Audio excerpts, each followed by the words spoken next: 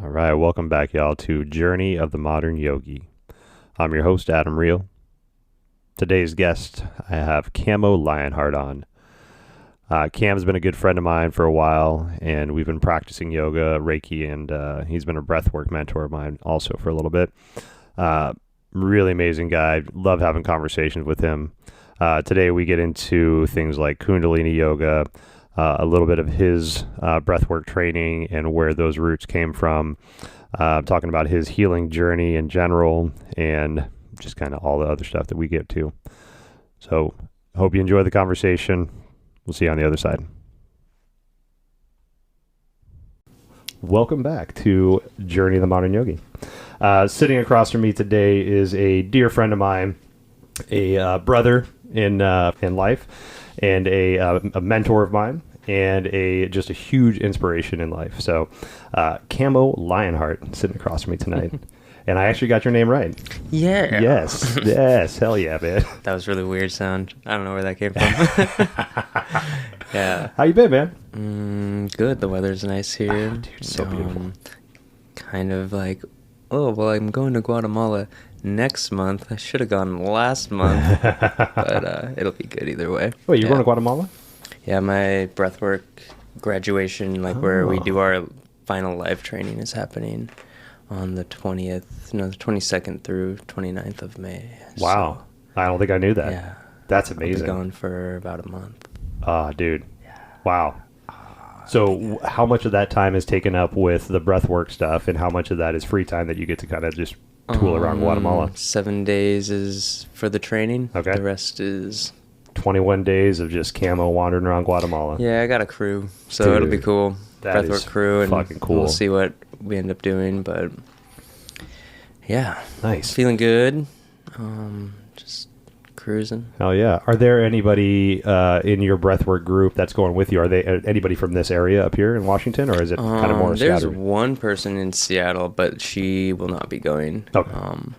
The rest are all kind of spread out. A couple from up north in Vancouver, then Florida, Rhode Island, or Maine, I don't remember. And Yeah. like a friend from Egypt, and then a friend from Netherlands. Oh, yeah. I remember you've been speaking about the young lady from Egypt, right? Yeah. Cool. Also a yoga instructor, doing pretty cool things. Dude, hell So yeah, man. really cool to link up with all of them. And Accumulation of just awesome people in a great place. pretty much. Dude, love Yeah, that. Definitely. And so your breathwork program's been almost a year, right? Yeah, it's a total 8-month program, Okay. so it ends early May, and Yeah. then graduation late May, and Dude. really So- excited about that. Because you started this. I remember you were excited about this when COVID started. You know, this was one of the things. It's like, okay, this shit happens, but this is a great thing that can come from this. I have time to do this now. Yeah, what was it, a year ago? Yeah. Basically, a year ago, the bottom fell out, Right. Yeah. so to speak, of all of the things that I was working with, who I was working with, what Right. I was working towards, and it was a very apparent moment that it was time to dive into myself deeper than I had before, to look at my inner child wounding, to process some of the grief and held mistaken beliefs, and did that through a group that uses the Choose Again process based on A Course in Miracles, and that's a process developed by this guy Diedrich. I never pronounce his last name right, Wolrach or something. Okay. And it's just a process of going from an upset to the inner child to what we made up about ourselves to forgiveness. Wow. Which is hugely powerful. Right. Especially, I mean, for all upsets, but especially during that time last year where everything was so heightened for me. Right. End of a romantic relationship, intimate relationship, end of yoga, and that was going to be my main source of income. Right. All of it just disappeared. And I actually got sick for about a week and a half. I remember that. Yeah, I do remember that. The fear that overtook me because, I don't know if this is COVID. And now, COVID does this. I'm not even going to get into COVID on this podcast. But, yeah, it was a lot. And through that, I remembered the power of breath work where you were actually at one of the first breathworks that I did as well, the holotropic breathing with Travis Townsend. It was a great experience, man. Yeah. So, what was that, the healing yurt over in Woodinville? Yeah, in Woodinville. And then that's holotropic breathwork, which is an active inhale and active exhale, like a so that's going to stimulate a lot of oxygen into the blood, and that pranic energy, that pranic life force really moves in and can help to unlock densities and unlock held emotional traumas or just things that we've been holding on to that really aren't serving us, that we may be aware of, we may not be aware of. Right. I was a smoker for many years, and that was to my acupuncturist, Mariko Johnson. Dropped her last name. Amazing acupuncturist. Links in the show notes. That's where your grief is held. And so, okay, now I'm doing this breath work, and I'm studying with Alchemy of Breath in this international community where we use the rebirthing breath mixed with the story arc of holotropic breathing. So it's kind of a blend. Oh, cool. And so the actual breath that we use is the active inhale, but it's a passive exhale. So we're stimulating. So the autonomic nervous system gets stimulated by the active inhale. So it's sympathetic comes online, the fight or flight. I'm aware. I'm awakening, and I'm aware. What am I awakening? I am now aware of my held grief in my lungs, and it's okay. So I'm then also bringing the parasympathetic online, which is that rest, that restore. Some people call it rest and digest. And with both being online, then we can start to cultivate a container where the possible trauma or upset or mistaken belief, limiting belief may have arose from. And through that, that's where we heal. That's where we heal. To feel is to heal. Man. So quick little tangent here, because you've also done Vipassana, right?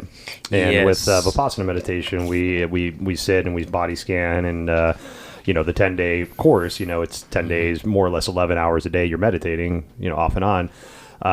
And through the body scanning, there's the sankalpas, right, that we find. And that's the Vipassana definition of basically what you're talking about, right? Those little pockets of shit that we just didn't deal with in life. We've, let's say when we were younger, we had some traumatic thing happen to us. We almost drowned in a pool. And instead of dealing with that properly, we've just buried that. And now we're afraid of water, right? And we can't go in the ocean. We can't go on boats because we're afraid of water.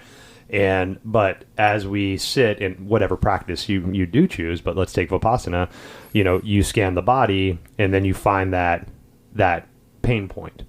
And instead of attaching a feeling to it, like saying that's a negative thing or it's a positive thing, because even if we say it's positive, if that thing's not there the next time we go there, we're going to be sad because the positive thing's not there anymore, right? So try to be as equanimous as possible when we observe these things. And then through that observation is the dissipation of, right? It's just like it just needed to be seen. It just needed to be paid attention to. Yeah.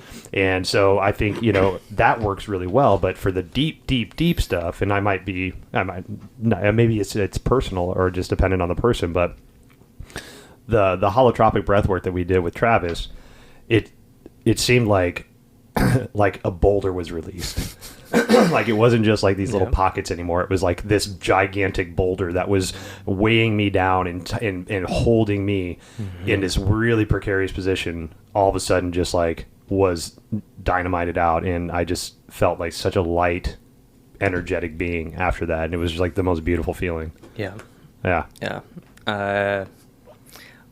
Another reason why I love that work. Yeah, it's similar to Kundalini yoga, where like you're maybe holding this posture, doing this one exercise repeatedly over and over and over for up to 11 minutes. The breath works can go from anywhere from 5 minutes, right, where we just do the breath, and it's let's test the water there. We can pendulate with the breath, intensify it, then bring it back and push the edges, titrate of what is available to you. But ultimately it can go from anywhere from almost no time to 90 minutes. And so when that happens, we're getting the response physiologically of like so much oxygen. Right. So we're going to have that blissful state simply because of that. Also, on a more psychosomatic level, connection, like oxygen, breath connecting us. Right. So my breath is connected to your breath, which is connected to your daughter's breath, which is connected to your grandparents' breath, Right, which is right. connected 7 generations or more back and all the generations forward. So we're holding this breath together, including the past and the future. Right. So in a sense, for me, it's like, and then my body stimulates into being heavily oxygenated. That's not the right word, but I'll make up a word. Gotcha. The presidents make up words. I can make up a word too. Exactly. And just that euphoric feeling that comes with like the weight being lifted off. Right. And so for me, when that happens, I often feel very floaty and can like feel my body being moved versus me moving it. This is where we need a video. Yeah, we definitely do. Camo's moving his arms around like seaweed right now. By the way, I do love your seaweed pose. That is like, best. I love the way you end your yin classes with that. I forget who gave that to me, but I was so grateful. I just another quick tangent. I took Joyce's class, which big shout out to Joyce. She covered for you a couple weeks ago, last week I think. And I didn't realize how much I wanted seaweed pose to Shavasana until she didn't do it, and I was like, that's what I want to do right now. It's the best. Yeah. Oh, it's my favorite. So you're almost done with your breathwork stuff and your classes, and you've obviously integrated this into your personal practice and into professional stuff now too, right? Yeah. Yeah. So working with clients as a Reiki Master, as well as a breathwork facilitator, as well as a yogi instructor, guide. Doing all the things, man. Everything's like student and teacher, like they're so integrated when it comes to pretty much all of this work. Right. Like, I learn more from my clients than they might ever get from me, and they're the ones doing the work. It's very interesting dynamic, but holding the space for that is beautiful. And so working with the clients, utilizing try these exercises when you get home, but while you're here, let's breathe. Let's breathe into whatever is kind of coming up. And there's the kind of like what we were talking about downstairs before we started, like creating a environment where the client can speak to what's coming up for them, and then really like inquiring, using an inquisitive mind to go, what is the actual thing that's being spoken to right now? Like, this story, my dad, blah, blah, blah. So I'll use me. Okay, my dad, he never showed up and blah, blah, blah. So, you're feeling maybe unworthy of love. So let's breathe into your unworthiness of love and use the breath to transform that into feeling full of love. And then we'll bring Reiki in or I, quote unquote, I will bring Reiki in. And again, just a vessel, just like saying I'm a yoga instructor, I don't really like anymore, because I'm just like, spirit's guiding, or whatever you think is your higher power is guiding me to guide you. And the collective energy, which again, this connection that you and I are sharing is also a higher power in my perspective. It's like, that's what's guiding this. It's not, I'm not trying to control this situation. There's no point in that for me. So what wants to come through will come through, and what's ready, what you're, as a client, what your nervous system is ready to handle, it will allow to have revealed. It's not going to go from 0 to 100 real quick. It's going to go, okay, we're ready for 15 miles per hour. Cool, let's do that. And, okay, now we can go up to 25, but we're in a school zone, so let's bring it back to 20 and take it nice and easy, because I can only handle so much because I've been through so much. And from that, we can, as these entities in these bodies begin to open up from the story into the feeling, and from the feeling into the limiting belief, and from that limiting belief we can find our forgivenesses and start to shift that, so that our abundant mind can come on, our loving mind can come on, our compassionate heart can just emanate light and be an example. Right. And then everybody would be like, oh, how did you get like that? Oh, I was getting sound baths from Adam for like a month. Like, I'm fucking vibrant, you know, like whatever the tools are. Exactly. You know? Yeah. You know, and I think, you know, it's I can't say the first time I've recognized this concept, but I've never really explored this concept until we started hanging out, is the inner child. People call it the shadow, you know, your inner child, your shadow work, whatever, you know, whatever moniker you want to put on it. And I never really put much into it because, you know, again, with my shallow, limited understanding of, you know, energy work back then, it just seems like a cop-out. It seemed like a cop-out, right? But, you know, and there's tons of psychological studies about how we, you know, establish patterns of how we deal with stuff and how we accept life, and as young children, right?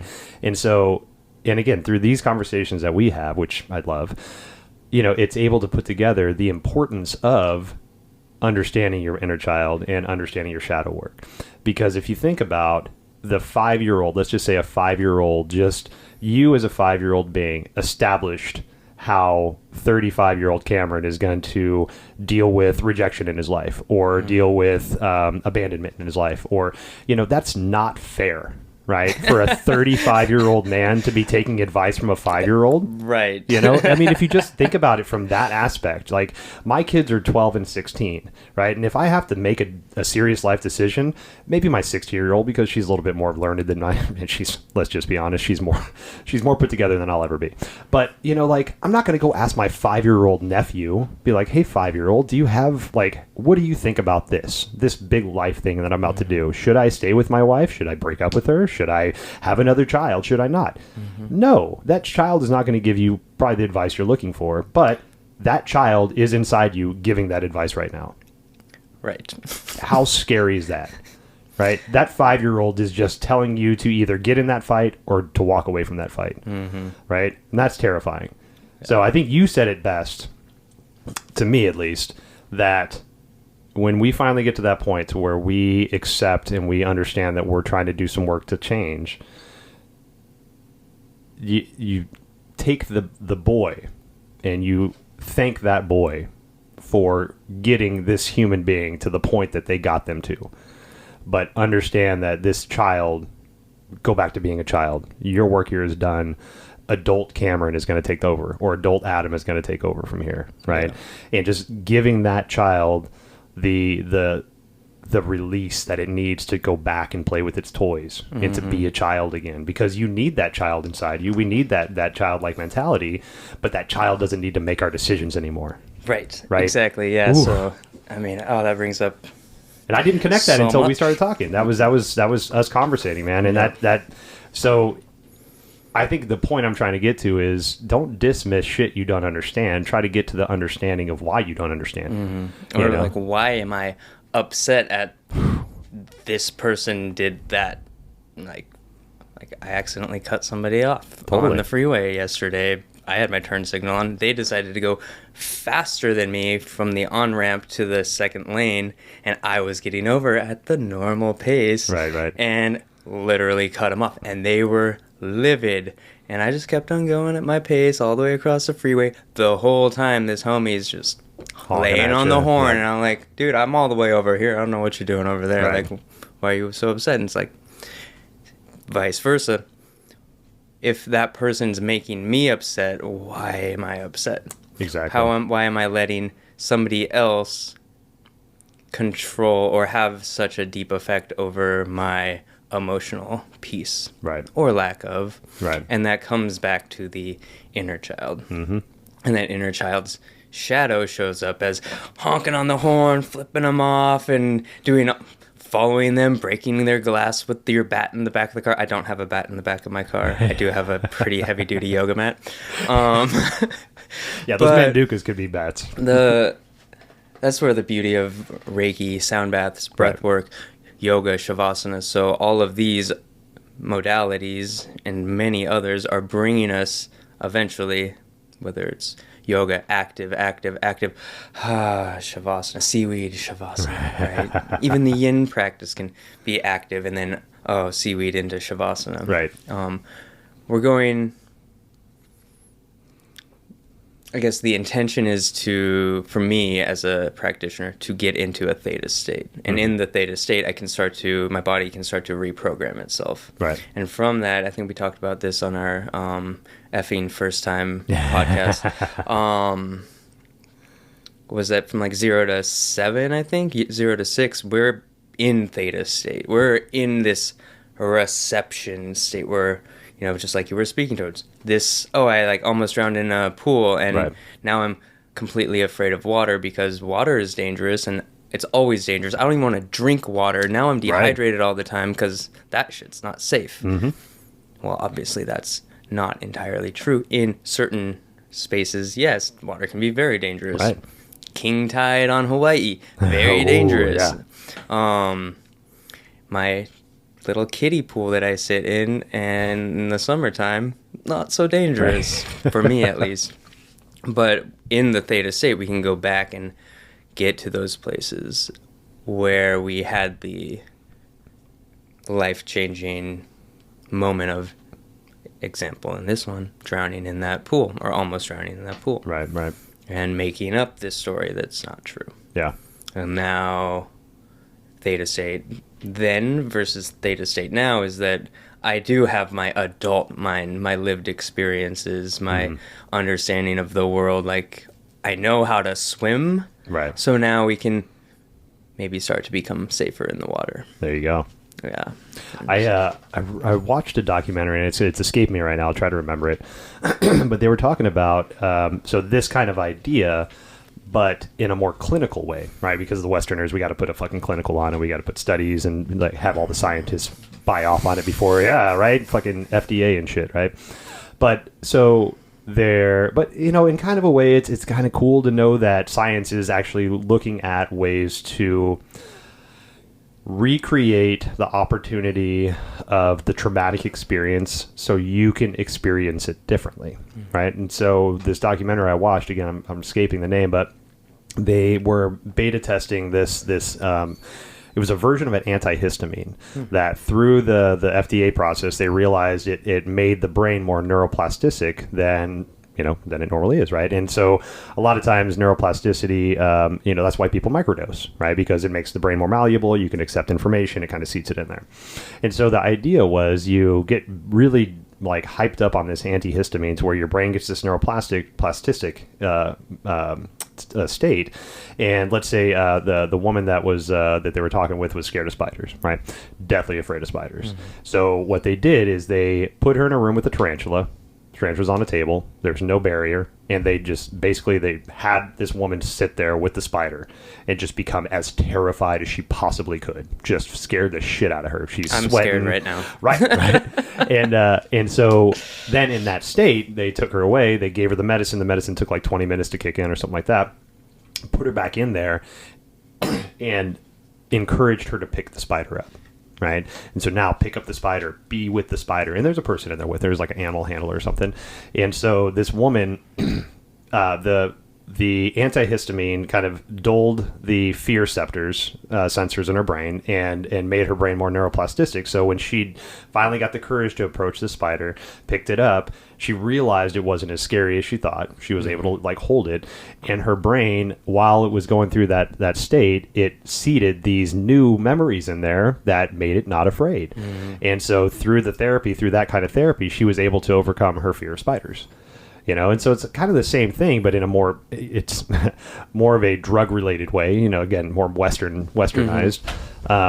But if anything, the fact that this kind of research is being done only gives credit to the non-narcotic or the non-drug related breath work, yoga work, energy work, sound work, all the stuff that has been going on for centuries, thousands of years, that just can't be marketed in the right way. Yeah, we can't put a patent on sound work. We can't put a patent on breath. Do exactly his monetization towards. Right.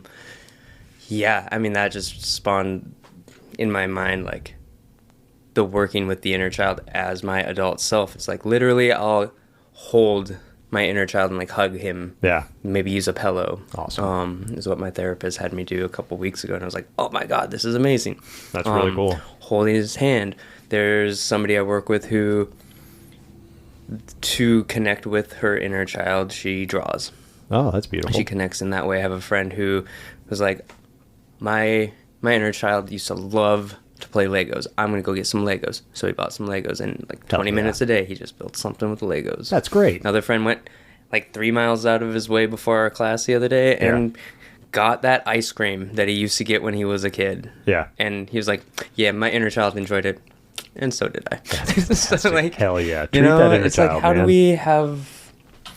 do we enjoy the life? Like, have that explorative, inquisitive, innocent mind that we have within us, that just gets slowly turned off over the years. Right. And so, well, I think, like just touched on it earlier, you take the responsibility away from that child. Right? The child is driving the bus until you finally realize the child's driving the bus, and you're like, oh my fucking God, the child's driving the fucking bus.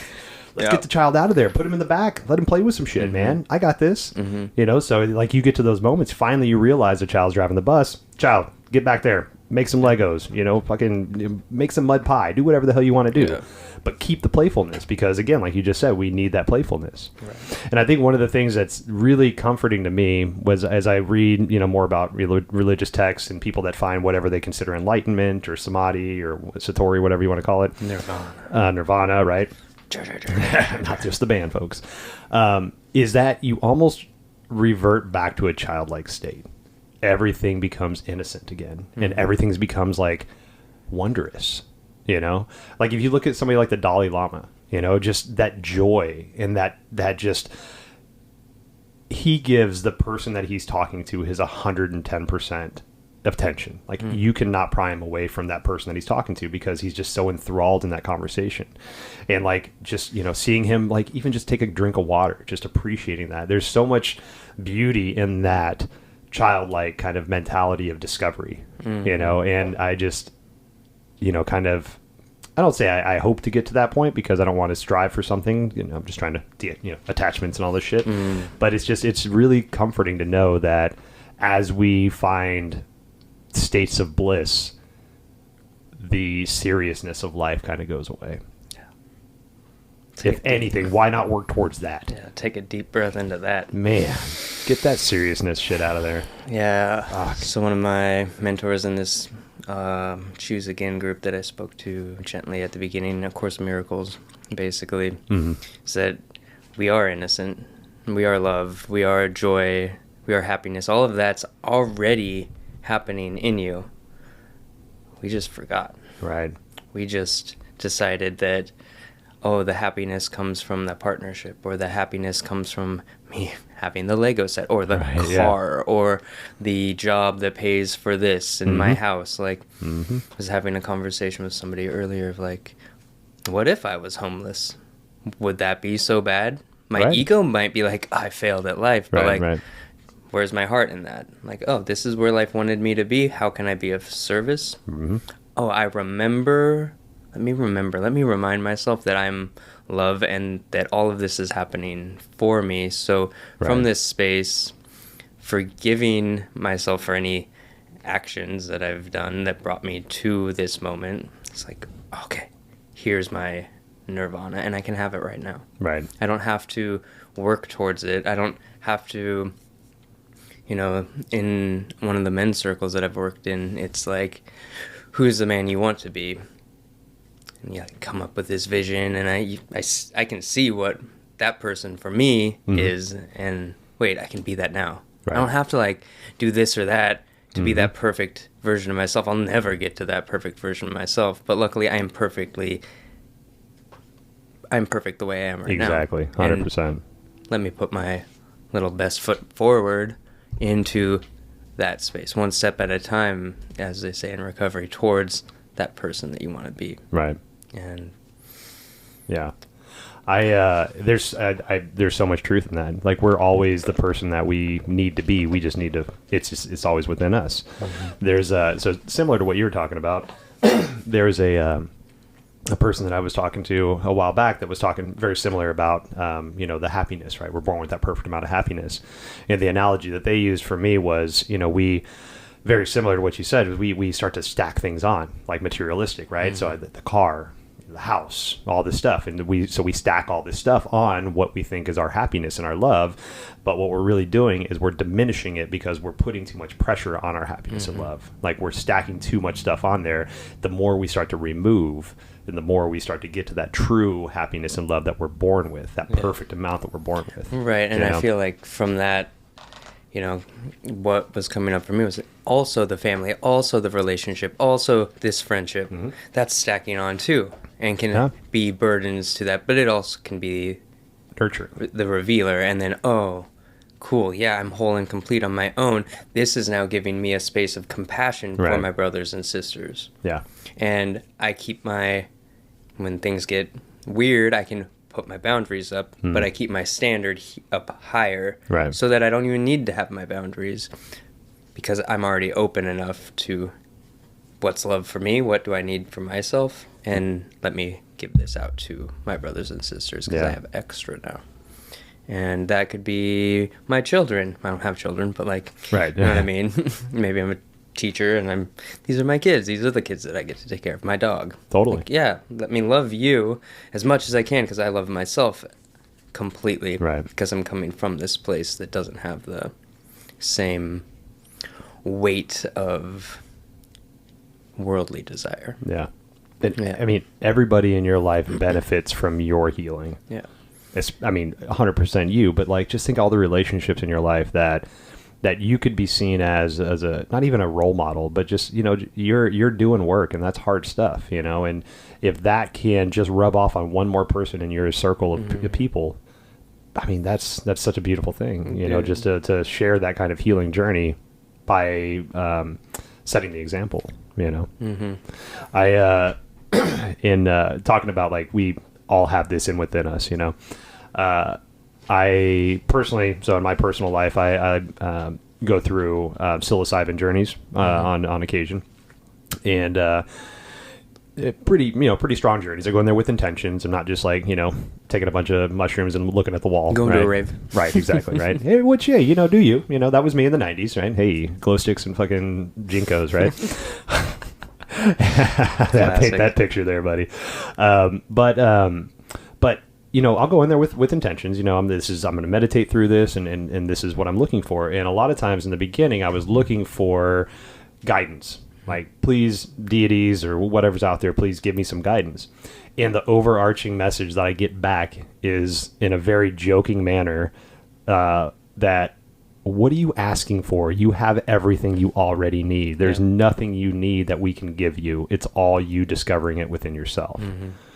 And then they laugh and just like show me a bear or something. I'm like, great, awesome. Cool, another bear.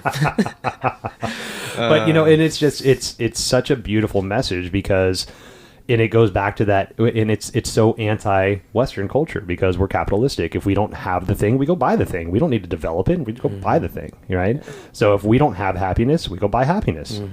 Until we realize that that's not real happiness, and that you're really just diminishing your happiness by packing shit on. Yeah. So pull that shit away. Go sit in the fucking corner for a minute. Meditate. Go do some yoga. Go put your feet in the dirt outside. Yeah, I was just gonna say, that's where, for me, the yoga practice came online, because I was searching so much. Like, I was in Young Life and church during middle school and early high school, until I really felt into like, ooh, the hypocrisy, in my opinion, was very thick, and I couldn't tolerate it. Right. And so the religion turned me off to God. Yep. And I think I mentioned this on our FFT.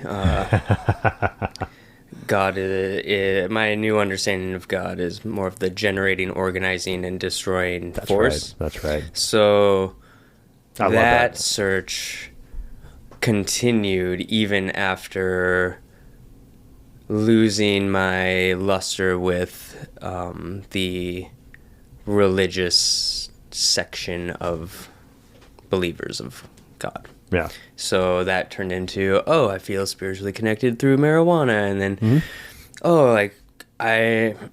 other substances for other reasons, mostly like my shyness, and mostly for social lubricant, but psychedelics were very spiritual for me. throughout my younger years and now occasionally Right. also having a similar experience. I want to connect with spirit and source. I'm going to have this journey up on the top of a mountain. As soon as I put the medicine in my body, I was like, wait, I am spirit. Right, I didn't need right. to do this. Yeah. When I'm on top of a mountain watching the sunset. That's pretty cool. That's awesome. But that journey then eventually, not that specific medicine journey, but the journey for seeking source, seeking spirit, was felt most in the yoga practice. Yeah. In Kundalini, we use the breath to really move the blocks, similar to breath work. But the vinyasa practice, the like physical, like sweating and movements and unlocking through the movements, and the conscious breathing, the ujjayi breath, especially. That leads to Shavasana, leads to the theta state, where then we're divinely connected to the piece of receptivity. Yeah. And allowing, and again, another Course in Miracles thing, allowing the strength in our defenselessness to be our power. And from that, navigating, and that's what's really brought me into the work that I'm doing now, that we're connected through, and yoga being one of those profound methods to remove those burdens that we were just speaking of. Yeah. And not to say they're all burdens. Cars are beautiful tools. Right. Yeah. But do I need the most fancy car? Do I need to spend $1 million on a car when I could have when I have a perfectly fine Prius? Exactly. Right. You know? Yeah. Do I... And also same with family. Family is beautiful. Family is a beautiful way to heal. And some would say all relationships, familial, romantic, friendship, all are just for healing, for our path to return, like we've been speaking, to that peace within, that love within. So the more people you have in the family, the more healing you're going to have opportunity for. They say, like, yeah, you've been doing all the work, but go hang out with your family for however long in the night. Bring that shit out of you. Most definitely. Exactly. Most definitely. So, and that's I like that. That's a good barometer, because nobody's going to push your buttons like your family. Yeah. I have a person in my life that pushes my buttons quite a bit, and it got to the point to where I was not talking with this person because I was afraid of what this person would bring out of me, knowing that down deep that she's not bringing anything out of me. It's me bringing it out of myself, because I'm just not comfortable with the work that I've done yet. I'm not done yet, right? Yeah. And so because of that, I need to find ways to stay in contact with this person, because in my opinion, they're wanting help, even if they're not ready to reach out for it yet. But also, clearly I have something in me that I'm still dealing with very, very deeply that I have not healed, because for my aggression to resurface in that way, in a I wouldn't say scary way, as far as like I'm going to hit somebody or something, but just in scary for me. Not how I want to show up as a human being anymore. Clearly I got some work to do still. You know, I got some stuff to uncover as to why I got that anger. Just... Well, one, when you're feeling that, right, next time, call me. We'll process it. Awesome. Two, dope to hear you honoring that. Like, oh, it's scary for me to feel this aggression. That's a very hard place for a lot of people to get to. Man.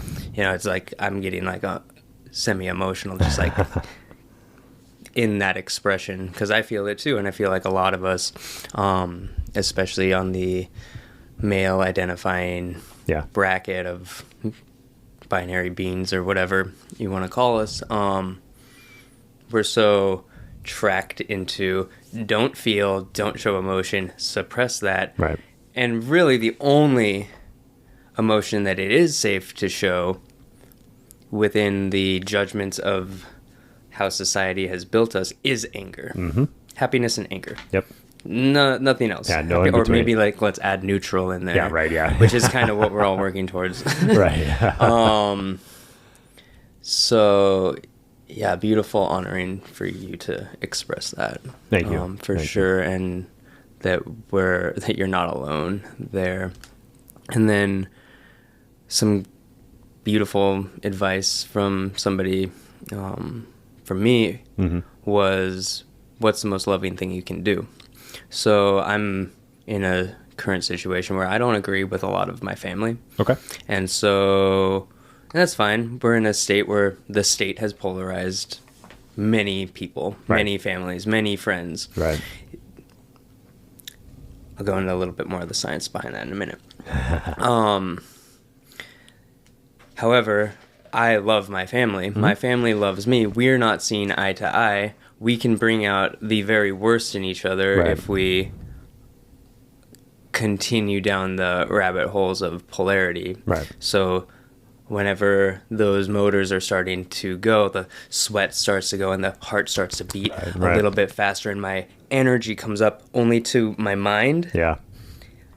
What's the most loving thing I can do in this moment? What's the most loving thing I can do in this moment for me? What's the most loving thing I can do for the moment in this moment for them? What's the most loving thing I can do in this moment? Deep breath. Hold. Long, long exhale.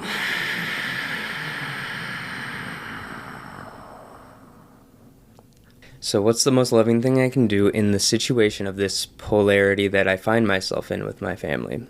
And recognizing that the situation at hand has turned my amygdala on, which releases the fight or flight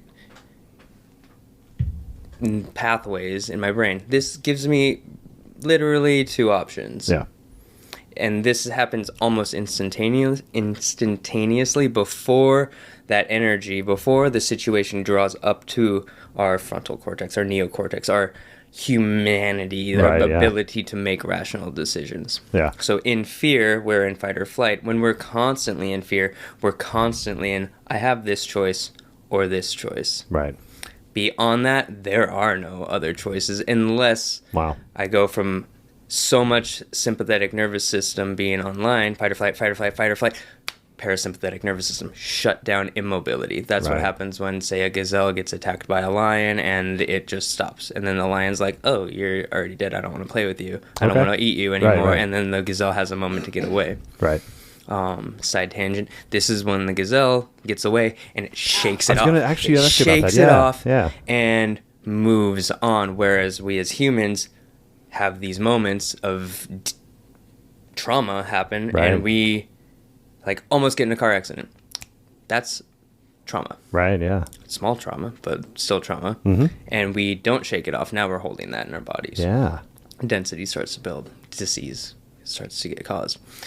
So in our fight or flight situation, without the neocortex turning online, which I feel is happening constantly now, the chemicals that get released in the brain, cortisol, help us balance. The other one, and I can't remember the name, but it's a neurotransmitter. That neurotransmitter over time is causing inflammation, is causing the issues in the body that are actually quite dangerous. Okay. Dis-ease. Yes. Right. Turning into disease like cardiac arrest and heart attacks, basically. Because that inflammation eventually finds a spot where it can hang out and then create cancer or create disease or disease, like you were talking about. Which is why when when somebody might be talking to a CEO of 30 years of constant stress, and all of a sudden they're like, "Well, I'm having panic attacks and I'm having anxiety, and now I'm actually having heart attacks," and it's like, oh.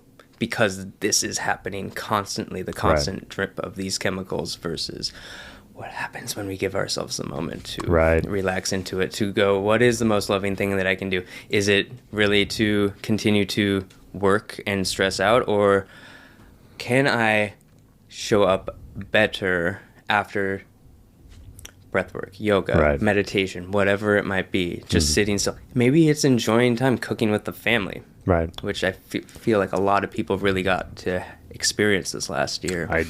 And hopefully can continue to cultivate that to where the most loving thing is no longer just for their pod, but becomes greater than that. Because we're seeing the world in such turmoil that it's no longer, in my opinion, as important. But how can I best support this brother right next to me? Yes, very important, but my supporting this brother next to me is supporting the greater community, supporting the world as a whole, rather than oh, I got to keep these people safe and I'll do anything to. That's so dangerous. That is very dangerous. Yeah. Actually, I was listening to a guy talk a while back, and he was talking about how empathy is actually, in his opinion, it's a bad thing, because we are. I mean, if you think about it, empathy, yes, we want to be able to put ourselves in other people's positions, to feel their plight, to make to understand what they're going through. But what they're finding is most people are empathetic to the people within their own social groups, and that's very dangerous, because if your social group is like hazardous, which it can be, there's a lot of like polarities right now with political, with racism, with classisms, like there's a lot of stuff, and we confirmation bias ourselves a lot. And so if you're confirmation biasing yourself into these into these groups of people, that's dangerous, right? I challenge anybody that has always found the answer that they're looking for to find the opposite answer, and then find some people to talk to about that, because we can get into these think tanks almost, and just get ourselves worked up into these positions to where we don't even realize what we're doing anymore. You actually turned me on to a podcast, Aubrey Marcus, a while back, which I'm loving. I love Aubrey Marcus. He's just got some great insights in life and some really cool guests on.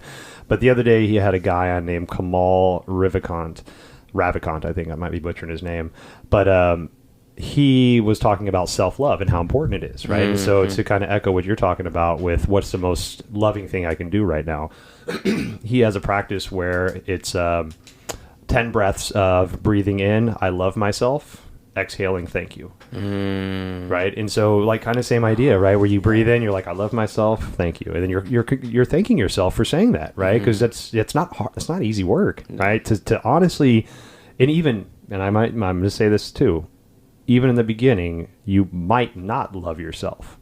Oh, yeah. But by telling yourself that you love yourself, you'll start to believe and understand it.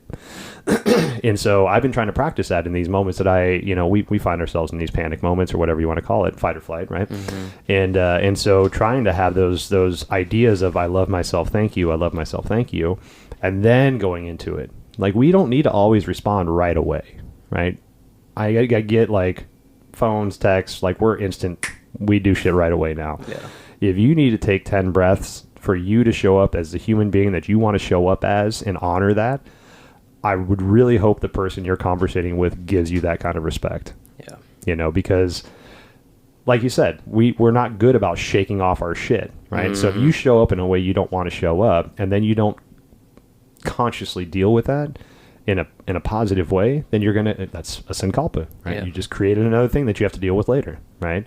So finding your ways to shake that shit off, or to show up in the way that you feel honorable, man, that's such a beautiful thing. Well, that's a gift for everybody. Yeah.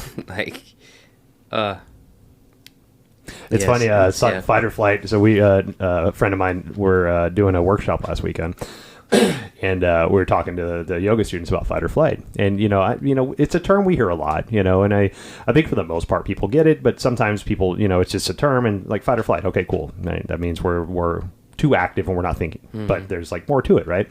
And so one of the analogies I like to use for yoga students especially is, let's take the pose dancer, right? You're on one leg, it's a standing back bend, one-legged back bend, right? Let's say your right arm's back, you got the right foot, your left arm's high, you're on one leg. So think about you being in that precarious ass one-legged back bend pose in fight or flight, right? So basically your brain thinks you're being chased by a saber-toothed tiger when you're trying to do the most precarious balancing pose of your hatha practice, let's say. How dangerous is that? Like, you're not stable, your back's not aligned, your core's not engaged, your maybe foot's not seated, right? All of your muscles are tense, and you're like, oh my God, right? It just, and in your brain, your lizard brain, your reptilian brain, you're being chased by a fucking saber-toothed tiger, right? There's no good that's going to come from that, right? So come down, take a couple breaths, and then get back into it. But find your way to get out of that state. Yeah, and offer this for folks to shift from a sympathetic nervous system response to calm and peace, and parasympathetic for the rest and restore, utilizing a 1-part, 2-part breath. So like an inhale for 4, an exhale for 8. This could be inhale for 1, exhale for 2. Okay. Everybody's lungs are going to be able to handle a different level. Inhale for 10, exhale for 20. Right. And that's going to slow everything down. The exhale's really going to be extended, like I did kind of earlier when I was going through some speech, some monologue. But in turn, the parasympathetic nervous system starts to come online, and you start to soften up a bit, and even like 3 rounds of that. It could take you 30 seconds, it could take you 3 minutes. Try that at any point in time, like inhale 1, 2, 3, 4, exhale for 8. Yeah. Even just one time of doing that, even just thinking for me about doing that, it's like, oh yeah, I'm chill. Right. Yeah. My I've been doing just 3 breaths recently. You know, outside of the I love you, thank you. If I need to just reset, just that basic 3 breaths, in and out, in through the nose, out through the mouth, just a nice little reset breath. And man, it really does give me an opportunity to just to show up as I want to show up. Exactly. You know, still work, you know. And to remember in the moments, like, oh, this is, and that's where the felt sense really helps, and which is something that we work with in Vipassana. Right. We're scanning the body, we're feeling our sensations, we're feeling where we can't feel our sensations, where we have pockets of invisibility and pockets of density, or, ooh, this blissful space. And we're just scanning up and down and letting different sensations rise, and through the awareness, we can then find depth. Yep. We can then find peace. And then we can go, ooh, when this person or that person triggers me, say my boss at my job asks me to do this one thing, then I get a heightened sense of defense that comes online. It feels like tightness in my abdominals, a raised energy up through my heart into my throat, and it becomes a burning fire. It makes me want to feel like, it feels like I want to scream. Oh, okay.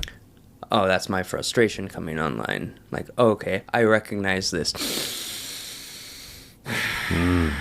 Yeah. In this moment, I don't have time to process it, but I can at least breathe myself out of the heightened state where I want to react. And all of this is like connected, from yoga to Reiki to breathwork. Right. That those moments of retraining from that theta state of 0 to 7 to the theta states we find now.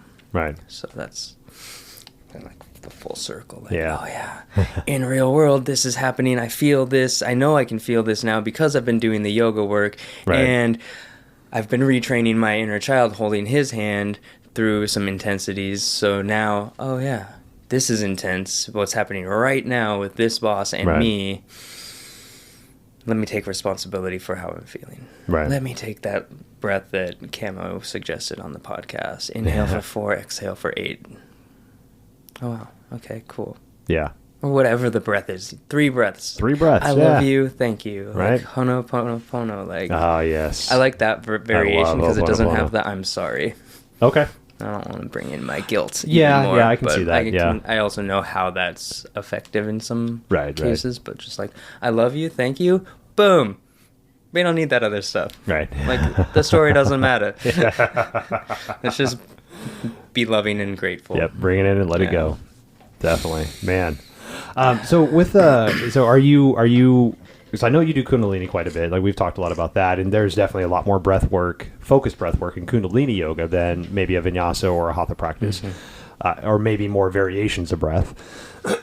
Do you see yourself utilizing your breath work in Kundalini, in maybe your own style of yoga? Because I know that you teach a lot of different variations of yoga. So is that something that is breath work something you're gonna kind of bring into your practice? Teaching practice? Yeah, somehow, some way. I've always kind of dropped it in, especially when we had more in-person classes, especially when there's no masks. Yeah, especially we could when feel comfortable about openly breathing with 45 people. Yeah, which Again, we won't go into that. I appreciate your views, opinions. Yeah. But professionally, in this situation we find ourselves in, I would love to gather people in private groups who want to experience these things and don't necessarily, who already feel safe in a container. Which, I mean, there's definitely that community out there as well. And there's other people who are like, that's not for me. And that's beautiful. Like, what's the most loving thing I can do? Honoring that. I don't need to force you to do anything that you don't want. And so this is why I'm not teaching active in-person classes. Because not everybody's there. And I also don't feel super safe myself breathing with the mask in that way. But yeah, back in a year ago, I was teaching always dropping a pranayama into my level 2 classes, because I think that is the pathway to the advanced practices. Like the active asana practice is the gateway, kind of like marijuana is the gateway drug. Yoga is the gateway drug into the beauty of the connection with the quote unquote divine source, spirit, higher power, your theta state, right? It's then connecting you to something greater, connecting you back to your inner child, reprogramming. It's like so full circle constantly, like, oh yeah, cool. Remember how you're love and peace and joy already? It abides within you. Oh yeah, cool. I remember that. So yeah, I see a lot of different uses for the breath. Again, like there's activating. There's, so say you're holding on the inhales, that's more of an activating breath. If you're holding on the exhales, that's more of a calming, so to speak, especially the longer exhales without the holds. From that, I mean, it's where does a client want to go? Where does a group want to go? Do they want a shamanic journey? Do they want to experience more of a peace and serenity? So like, oh, there's Reiki, so we're going to use a softer breath. We might pendulate and activate the system a little bit and then bring it back down and just be in a space of shavasana. And okay, I'll play the gong. So I don't have it yet. Oh, that gong. You had one for a little while. You were borrowing, and was it the sun gong? Saturn, maybe? It was a sun gong. Yeah. That thing made sounds I never knew a thing could make at all. Like, I felt like a freight train was barreling through my chest when you were playing that. It was the most amazing thing. It's one of the most cleansing tools that I've experienced, and I think I'll probably invest once I'm back from Guatemala in June. But yeah, as far as offerings, it's all unfolding as people start to come out of their caves and wanting to explore again. And I've been loving the one-on-one work. I had a beautiful 20-minute journey with one of my co-facilitator colleagues in my class the other day, and we only had 20 minutes, so it was like, okay, little intake, see what's going on, and then guide a little breath work. And she was really feeling stifled from her freedom and her full expression. And we were already connecting with inner child through a meditation that I had led at the beginning of practice, where I actually put everybody's picture on the screen, everybody's inner child picture that they shared. Oh, cool. Like all 25 of us. And so holding that image at the heart, and then having her breathe into that, and we're sitting up for this, and starting to allow the body to move, kind of like a Kundalini, not Sufigran, spinal flex, which is basically a seated cat-cow. Okay, gotcha. And then for this, rather than a, which is an inhale, exhale, spine goes forward on the inhale, spine goes back on the exhale, that would be Kundalini. This was a inhale through the nose, exhale through the mouth, allow the body to start to move, and then we went from that to in and out through the mouth. Activating and pacifying at the same time, and eventually it led to like this super cool Sound Tribe Sector 9 song, and we got up and danced and continued to breathe, and we came back down, and she's like connected to what was blocking her from her inner child, and then was just bawling tears of joy afterward. And that it's like that first yoga class that you ever taught, Adam, and Man. like the smiles of people as they got up out of Shavasana and walked out of the room. It's like, oh my God. Like, I didn't think I really wanted to do so much of the therapeutic one-on-one work. Right. Definitely not saying I'm a licensed therapist, but Right. it's very transformative work.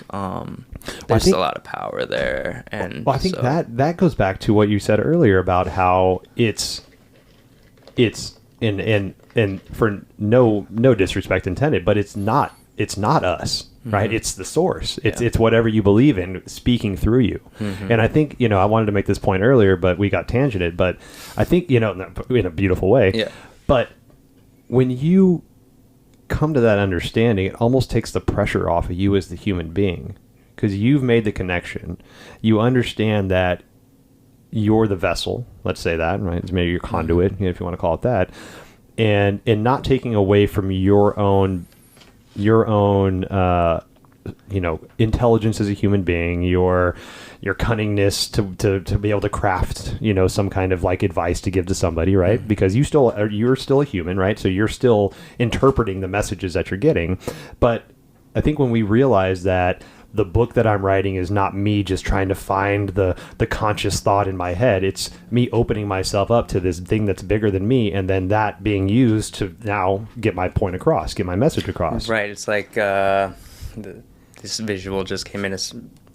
So the idea of the genius, right? From, I think it's Greek, like, I'm not the genius comes into me. Right. And the genius knows what tools this human has at their disposal, so it'll go filter, use neck rolls and shoulder shrugs because they have densities there that they're working through, and then do the breath work, and then give them Reiki, and give them maybe a little bit of a massage on their shoulders with the Reiki going in, and then just find pause. Right.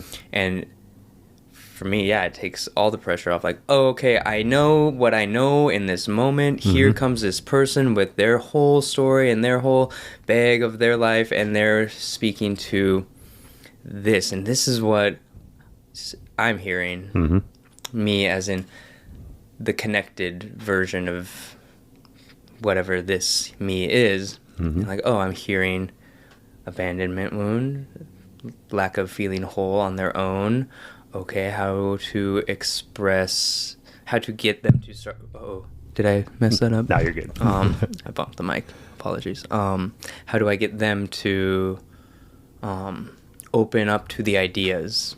Like, what tools can be utilized through what I've learned so that this person facilitates their own healing through, think about that. Here's a question.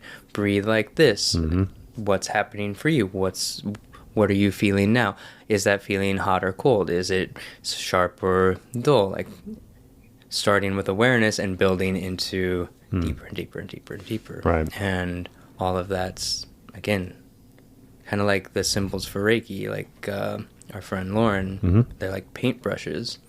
Yeah. Maybe even like the paint colors, like, we're going to paint you this and use this tool to help bring, greater power to you, or emotional healing to you, or distance Reiki. Like, I can use this symbol to really draw the frequency from any direction, in any place to anywhere.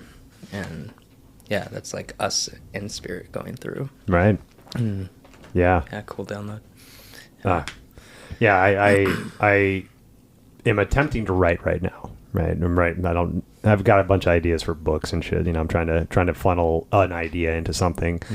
But that idea, that concept has released a lot of the pressure for me of where am I going to pull this tangent out of, or how am I going to find this beautiful simile to tie this kind of idea together with this beautiful concept? It's like, no, man, just sit there and think about it. Just meditate on it. It'll come to you. Open up. And have you heard Aubrey Marcus talk about Hemingway yet in one of his podcasts? I don't think so. I think he does it in like 3 podcasts. Okay.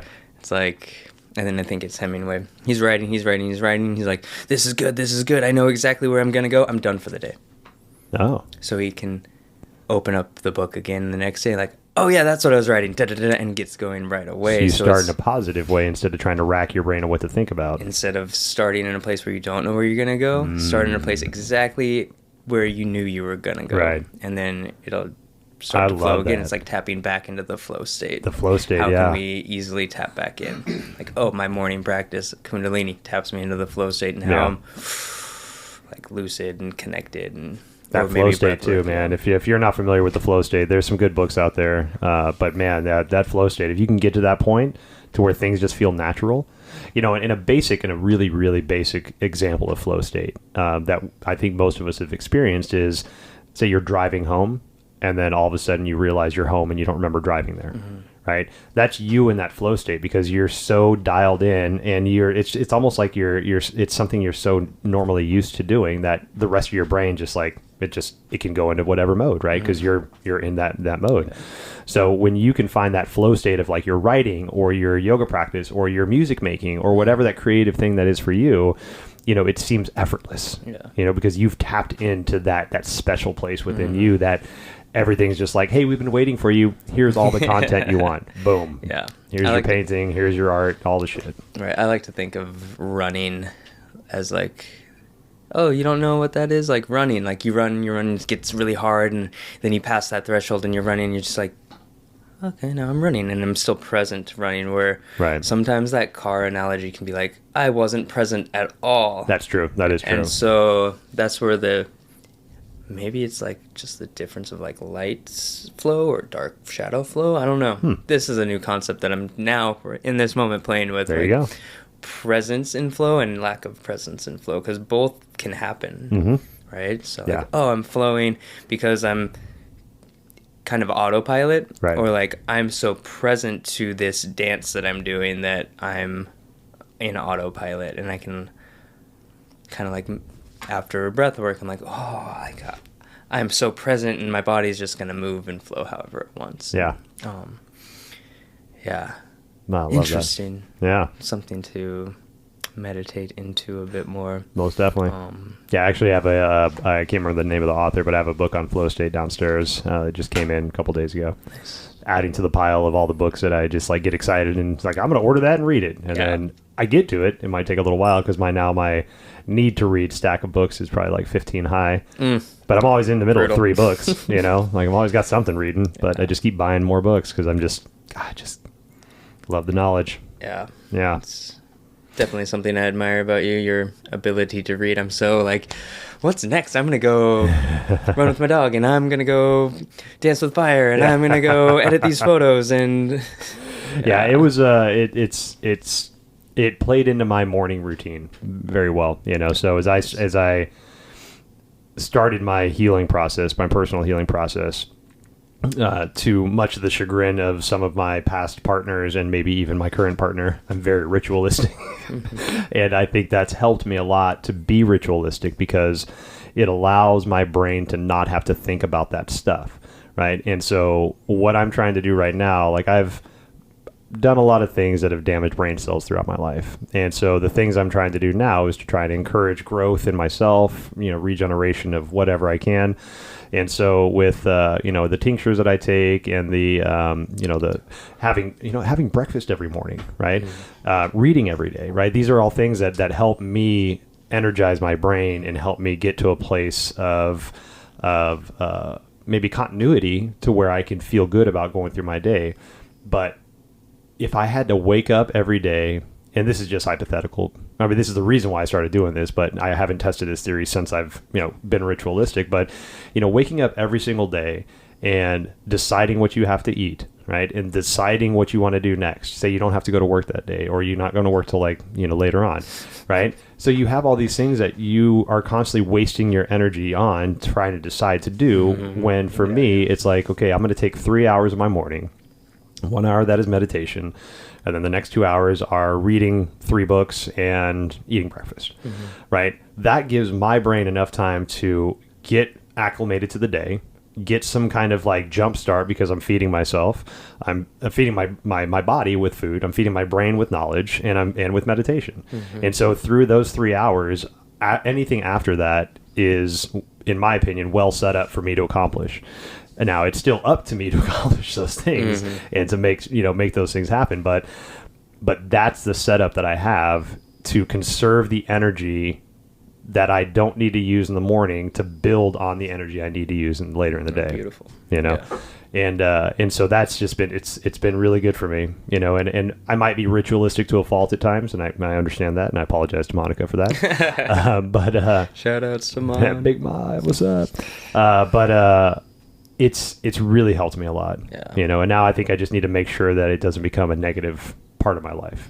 Sometimes our rituals can become anything habitual can become negative, right? We get stuck into that shit. So I think being conscious of it and being understanding that it is a benefit to my life right now, and if it becomes a detriment, then I need to make a change. Right. It's like Get Him to the Greek. It's like, that's a great movie. Like, Russell, you were a heroin addict and now you just do yoga for 5 hours a day.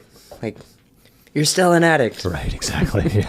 So, yeah, I mean, there's like, even 15 minutes, like, for me, like, sitting down and reading for 15 minutes. Yep. Usually it leads to more like 30 minutes or an hour, but, okay, I can commit to 15 minutes. I can commit to 5 minutes of meditation. I have a client who's like, I'm going to commit to sitting down and drawing something or painting something, creating something. Right.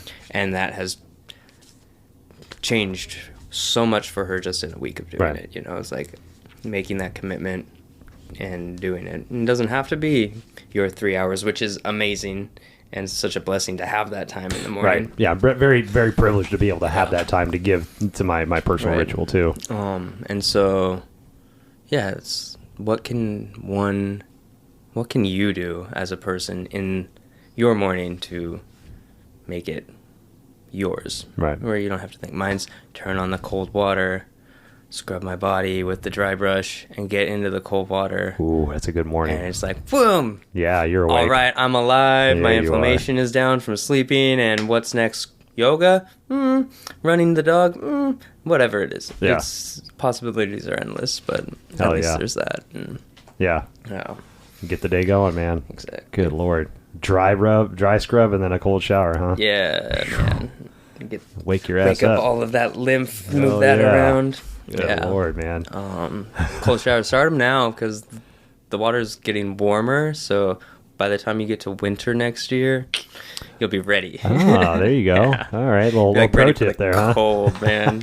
It was cold. It's still kind of cold, actually. Maybe wait till August. Yeah. Yeah. I've dabbled with the cold showers, and it I wimp out.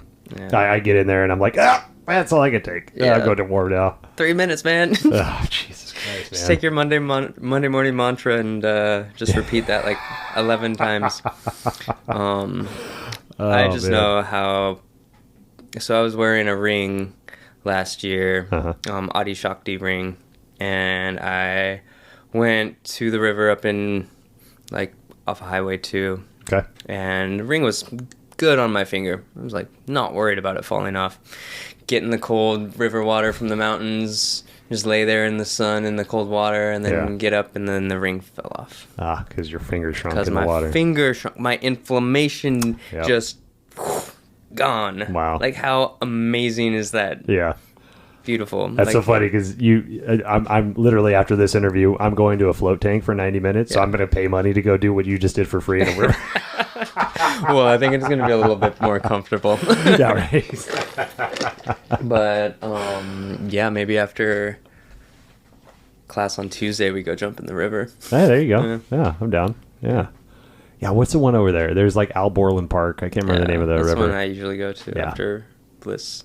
God, that's a cold plunge too. Yeah, Bliss and Monroe. I had a moment this last Sunday, or it was Saturday, and I got 2 Bliss Monroe teachers on the call that I was leading, and for some reason, Bliss Yoga in Fremont. I'm really sorry, Marianne. I had no idea. Man. Yeah, good stuff. Yeah, yeah, big shout out to Bliss Monroe though. Bliss Yoga Studio Monroe, awesome place. Definitely. Very cool it was stuff. Super blessing to be able to work with all of you and use my photographic skills from my I've done a lot in life. Yeah. So it was like, yeah, we haven't even art. touched on like your shit outside of energy work. Like you're an amazing photographer. Thank you. Just do. Yeah, I mean, you have so many irons in the fire that you're just like, it's actually hard to keep track of all the stuff you do. I know. You know? Yeah. What? So what? With that, you know, what outside of breath work, what are you working on? So, yeah, my photographic work is really important to me. Yeah. I feel like coming into this holistic healing sense, so breath work, Reiki, yoga, so really in the opposite direction of that. Yoga came in, then Reiki, then breath work. Right. So that being this very like healing modality, physical, mental, spiritual. And then for a while I was like, photos, that's so like vain, that's so like surface level. And like, yeah, it is. We're literally taking a picture of our physical body. Right. And for some, manipulating it to look a certain way. For some people, not. Some people post them, some people don't. Doesn't matter. But like, there is an empowerment that can happen if you're working with the right photographer, where the photographer doesn't see like a body, they see a soul. Right. This is what somebody recently said about a session that we had, and I was blown away. Like, to empower somebody to be comfortable seeing their body, Right. to seeing past themselves as a body, because back to A Course in Miracles, in truth, we are not our bodies. We are so much more. Right. And we matter so much more than this body of matter matters, right? Yeah. So yes, I can make all these effects on the world and through this physical body, but this is happening because of my spirit, or my how I show up to it, right? Right. So how I approach photography now is more of this, I want to find the beauty within you. Right. I want to find that light within you and make that shine, whether it's through a yoga pose or a candid smile or whatever it wants to show. Right. For you. And that's where my photographic arts is kind of trending towards, and working with clients around that. Yeah. And I've had, I mean, we've done what, 3 or so sessions together now. And everything from, you know, your amazingly high expensive cameras to your iPhone, you know, and you've such an eye for it, you know, and I think what you just said encapsulates everything that you do, because I don't like to look at myself. Right. I don't like to. Yeah. Right. I don't either. I hate listening to myself. Right. This is tough, you know, doing podcasts and stuff. But, you know, the pictures that you've taken and that you've shared with me of myself, I don't see myself. I see the energy of myself, beautiful. You know, and that's beautiful. I never knew that could happen. Like I look at myself and I'm like, oh God, that face, or, you know, my hair's not right, whatever it is, you know, vanity shit. But that doesn't even cross my mind when I look at your pictures. All I see is just the energetic being doing the thing that you've caught me doing. And that's fucking beautiful, man. Yeah. And so that's, take a deep breath into my head for that one. Yeah, thank you for that. I'm receiving that full-heartedly. And that's where it's all connected. Like, yeah, let's work some Reiki and yoga, and let's then also touch on this whole other part of us, because we have that dysmorphia. We have this, oh, we're supposed to look at this, or I should look like that. I shouldn't have eaten this. Now I look like this, because who cares? What's important is that light within you, and let's work with that. And we need photos so that people know who we are in the inner world, so that they hire us for whatever job. And it's like, that's part of the world we're living in right now. So how can I be of service to making that an easy, comfortable, and inspiring, empowering path for somebody to go? I think that's exactly it. You taking something that's potentially vain and making it empowering in a beautiful way, right? And that's a difficult thing to do, you know, to have somebody recognize their own empowerment. and not just see the vanity in it. Right. It's already in you. It's already in you. It's already in you. Already in you, man. Shit, I love that. Yeah. I just found out that we're going to be at the same retreat coming up. Retreats coming up. Yeah, that's awesome. I knew you were going to be there. Well, I didn't know you were going to be there. The hell, man? You going to tell somebody. Yeah, that'll be good. I'm not going to be at the second one in June. I'll be in Guatemala, but Tracy Strash, I don't know when this is going to be released, maybe before a couple weeks, yeah. Tracy Strash has her June retreat, which will be beautiful up in Wallace Falls area. Yep, most definitely. And so I'll be guiding some yin for the one in May that's sold out. Mm-hmm. But you're going to be doing another sound bath for her in June as well? Yeah, I'm doing sound baths at both of them, and I believe, if I'm not mistaken, that June 11th is the second one. Nice. But yeah, if you follow the show notes, we'll have all the posting stuff up there. But yeah, really excited. Tracy Strash is an amazing yoga teacher. We'll have her on here shortly, one of these days. But she is starting her own venture, doing life coaching and wellness. And just super honored to be able to work with her and to share the sound healing. And I'm excited to hear her podcast with you. Yeah, it'll good stuff, man. Yeah, I've done some photos for her as well, so it'll be cool to work in that way. And heck yeah. Yeah, and so I guess going off of that, plugging somebody else's offerings, I do online offerings of like yoga and breathwork. So I offer yin yoga, new moon, and Reiki meditation, where you'll receive the loving frequency of Reiki called in through me to you after an opening yin yoga practice, and you've been at both of those. I've been at two of those, and those have been phenomenal. If you got an opportunity to honor yourself and honor the new moon, check it out with Cam. It is a beautiful experience. But I haven't gone to your full moon one yet. I'm going to try to do that next week. Breathwork, yeah, that's next week. So yeah, the full moon generally just around that time period. So it'll happen on Saturdays near the full moon. And I think I'll continue those. I'm trying out doing one for European friends. So I'll do one in the morning and one in the evening. So there's options for people. And then I don't know when the full moon is in May. So that might be the one that you would be excited if you're listening to this. Looking forward to that one.